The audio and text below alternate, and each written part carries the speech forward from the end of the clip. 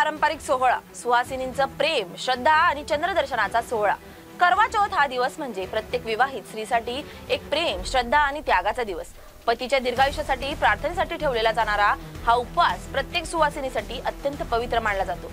नमस्कार, मी स्नेहल चौधरी। आज आपण पाहूया करवा चौथचा संपूर्ण सोहळा, सकाळपासून ते रात्री चंद्रदर्शनापर्यंत। सकाळची सुरुवात सर्गी आणि संकल्प घेण्याने होते। पहाटे सूर्योदयाच्या आधीच महिलांची धावपळ सुरू होते। सासूने प्रेमाने तयार केलेली सर्गी म्हणजे फळ, मिष्टान्न, सुके मेवे आणि पौष्टिक पदार्थांची थाळी याचा आस्वाद घेतला जातो। हेच त्या दिवसाचं पहिलं अन्न असतं, कारण सूर्योदयानंतर व्रत करणारी स्त्री काहीच खात नाही। सर्गी खाल्ल्यानंतर स्नान करून मनोभावे संकल्प घेतला जातो, मी आजचं निर्जला व्रत माझ्या पतीच्या दीर्घायुष्यासाठी आणि सुख समृद्धीसाठी ठेवते, असं वचन दिलं जातं। यानंतर पूजा स्थळाची तयारी सुरू होते। जमिनीवर गेरूने सुंदर चौक काढला जातो। त्या चौकावर करवा माता किंवा गौरी मातेसाठी कलश स्थापन केला जातो। पाणी भरलेला कलश, करवा आणि सर्व पूजा साहित्य एकत्र केलं जातं, जसे की रौली, चंदन, सिंदूर, तांदूळ, फुलं आणि मिष्टान्न।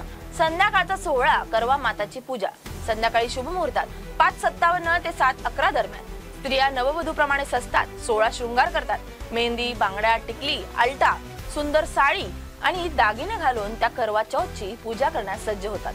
पूजा थाळीत दीपक, सिंदूर, कुंकू, तांदूळ, मिष्टान्न आणि पाण्याने भरलेला करवा म्हणजेच कलश ठेवला जातो। सर्व स्त्रिया एकत्र बसतात आणि करवा चौथची कथा ऐकतात।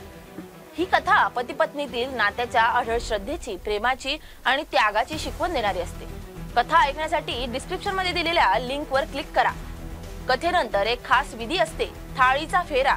प्रत्येक स्त्री गोल रिंगणात उभ्या राहतात आणि आपली पूजा थाळी पुढच्या स्त्रीकडे देतात आणि असे करत सगळ्या थाळ्या एकमेकांमध्ये फिरवल्या जातात।